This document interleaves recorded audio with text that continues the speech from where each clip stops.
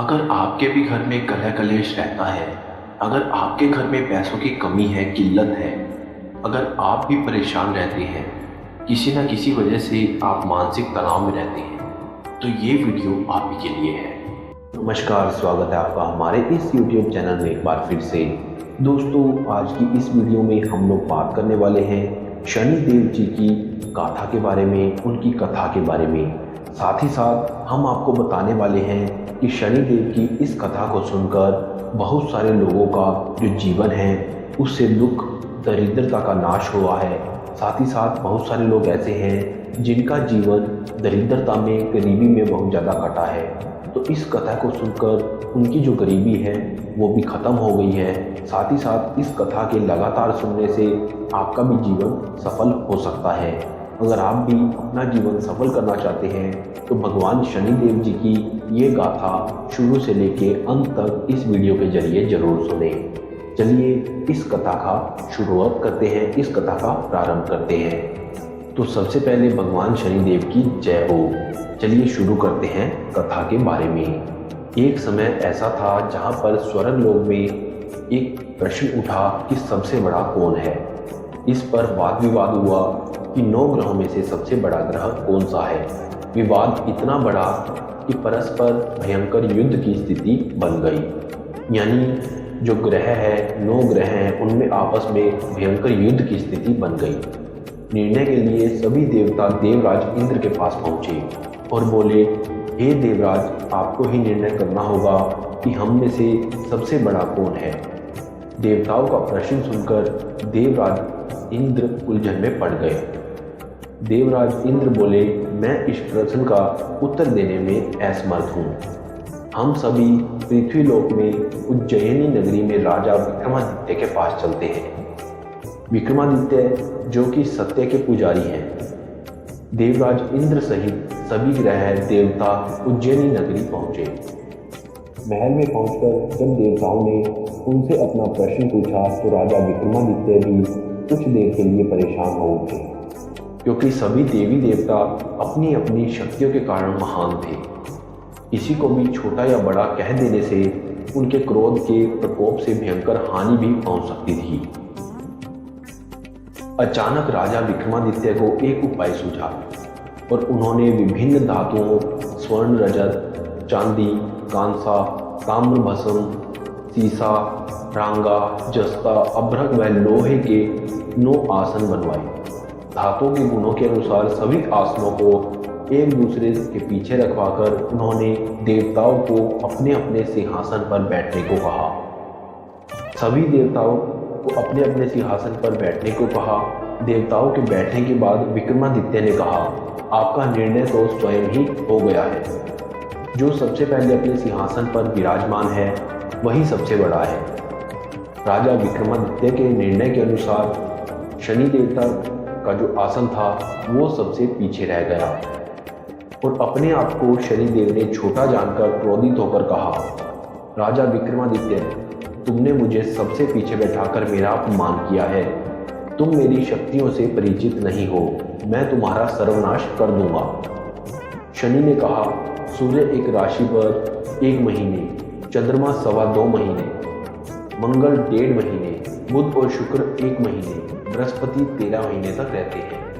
लेकिन मैं किसी भी राशि पर 7.5 वर्ष, 7.5 तक रहता हूँ। बड़े बड़े देवताओं को मैंने अपने प्रकोप से पीड़ित किया है। राम को 7.5 के कारण ही वन में जाकर रहना पड़ा और रावण को 7.5 के कारण ही युद्ध में मृत्यु का शिकार बनना पड़ा। राजा, अब तू भी मेरे प्रकोप से नहीं बच सकेगा। इसके बाद अन्य ग्रहों के देवता तो प्रसन्नता के साथ चले गए, परंतु शनिदेव बड़े क्रोध के साथ वहां से विदा हुए। राजा विक्रमादित्य पहले की तरह ही न्याय करते रहे। उनके राज्य में सभी स्त्री पुरुष बहुत आनंद से जीवन यापन कर रहे थे। कुछ दिन ऐसे ही बीत गए। उधर शनि देवता अपने अपमान को भूल नहीं पाए थे। विक्रमादित्य से बदला लेने के लिए एक दिन शनिदेव ने घोड़े के व्यापारी का रूप धारण किया और बहुत से घोड़ों के साथ उज्जैनी नगरी पहुंचे। राजा विक्रमादित्य ने राज्य में किसी घोड़े के व्यापारी के आने का समाचार सुना तो अपने अश्वपाल को कुछ घोड़े खरीदने के लिए भेजा। घोड़े बहुत कीमती थे। अश्वपाल ने जब वापस लौटकर इस संबंध में बताया तो राजा विक्रमादित्य ने स्वयं आकर एक सुंदर व शक्तिशाली घोड़े को पसंद किया। घोड़े की चाल देखने के लिए राजा उस घोड़े पर सवार हुए तो वह घोड़ा बिजली की गति से दौड़ने लगा। तेजी से दौड़ता घोड़ा राजा को दूर एक जंगल में ले गया और फिर राजा को वहां गिराकर जंगल में कहीं गायब हो गया। दोस्तों, ये लीला तो शनिदेव भगवान की ही थी। इसके बाद राजा अपने नगर को लौटने के लिए जंगल में भटकने लगा, लेकिन उन्हें लौटने का कोई भी रास्ता नहीं मिल पाया। राजा को भूख प्यास लगी। बहुत घूमने पर उसे एक चरवाहा मिला। राजा ने उससे पानी मांगा। पानी पीकर राजा ने उस चरवाहे को अपनी अंगूठी दे दी। फिर उससे रास्ता पूछकर वह जंगल में निकलकर पास के नगर में पहुंचा। राजा ने एक सेठ की दुकान पर बैठकर कुछ देर आराम किया। उस सेठ ने राजा से बातचीत की तो राजा ने उसे बताया कि मैं उज्जैनी नगरी से आया हूँ। राजा के कुछ देर दुकान पर बैठने से सेठ जी की बहुत बिक्री हुई। सेठ ने राजा का बहुत भाग्यवान समझा और खुश होकर उसे अपने घर भेजने भोजन के लिए भेजा। सेठ के घर में सोने का एक हार खूंटी पर लटका हुआ था। राजा को उस कमरे में छोड़कर सेठ कुछ देर के लिए बाहर गया। तभी एक आश्चर्यजनक घटना घटी। राजा के देखते देखते सोने के उस हार की खूंटी निकल गई। सेठ ने कमरे में लौटकर देखा तो हार गायब था। तो चोरी का संदेह राजा पर ही होना था, क्योंकि उस कमरे में अकेला राजा ही तो बैठा था। सेठ ने अपने नौकरों से कहा कि इस परदेसी को रस्सियों से बांधकर नगर के राजा के पास ले चलो। राजा विक्रमादित्य से हार के बारे में पूछा गया तो उसने बताया कि देखते ही देखते खूंटी ने हार को निगल लिया। इस पर राजा ने क्रोधित होकर चोरी करने के अपराध में विक्रमादित्य के हाथ पांव काटने का आदेश दे दिया। राजा विक्रमादित्य के हाथ पांव काटकर उसे नगर की सड़क पर छोड़ दिया गया। कुछ दिन बाद एक तेली उसे उठाकर अपने घर ले गया और उसे अपने कोहलू पर बिठा दिया। राजा आवाज देकर बैलों को हाँकता। इस तरह तेली का बैल चलता रहता और राजा को भोजन मिलता रहता, यानी विक्रमादित्य को भोजन मिलता रहता। शनि के प्रकोप की 7.5 पूरे होने पर एक वर्ष प्रारंभ हुआ था। यानी दोस्तों, जिसे हम 60 भी कह देते हैं, उसका अभी सिर्फ एक ही वर्ष गुजरा था। इसके बाद राजा विक्रमादित्य एक रात मेघ मल्हार गा रहा था। तभी नगर के राजा की लड़की राजकुमारी मोहिनी रथ पर सवार उस तेली के घर के पास से गुजरी। उसने मेघ मल्हार सुना तो उसे बहुत अच्छा लगा और दासी को भेजकर गाने वाले को बुला लाने को कहा। दासी ने लौटकर राजकुमारी को अपंग राजा के बारे में सब कुछ बता दिया।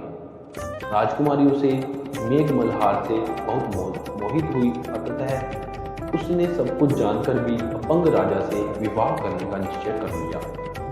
राजकुमारी ने अपने माता पिता से जब यह सब बात कही तो वे हैरान हो गए।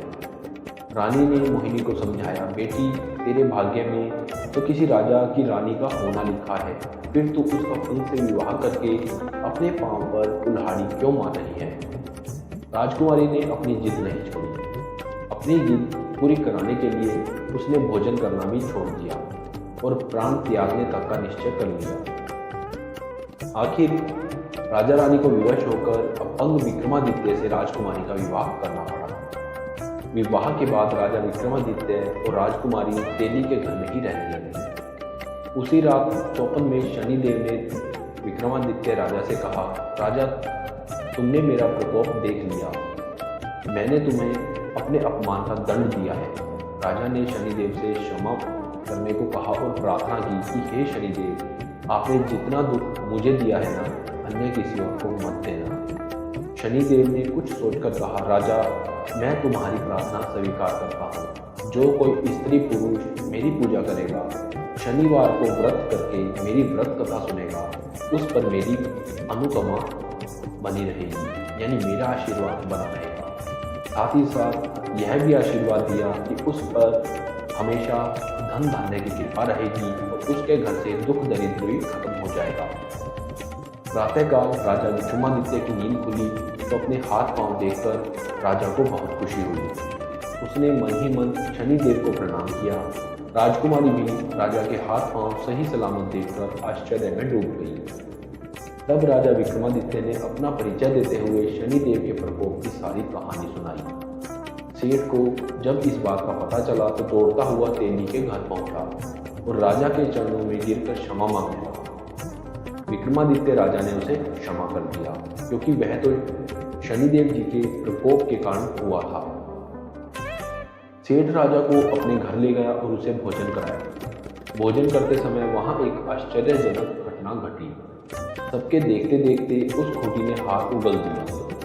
सेठ जी ने अपने बेटी का विवाह भी राजा के साथ कर दिया और बहुत से स्वर्ण आभूषण धन आदि देकर राजा को विदा किया। राजा विक्रमादित्य राजकुमारी मोहिनी और सेठ की बेटी के साथ उज्जैनी पहुंचे तो नगरवासियों ने हर्ष से उनका स्वागत किया। अगले दिन राजा विक्रमादित्य ने पूरे राज्य में घोषणा करवाई कि शनिदेव सब देवों में सर्वश्रेष्ठ हैं। प्रत्येक स्त्री पुरुष शनिवार को उनका व्रत करें और व्रत कथा अवश्य सुनें। राजा विक्रमादित्य की घोषणा से शनिदेव बहुत प्रसन्न हुए।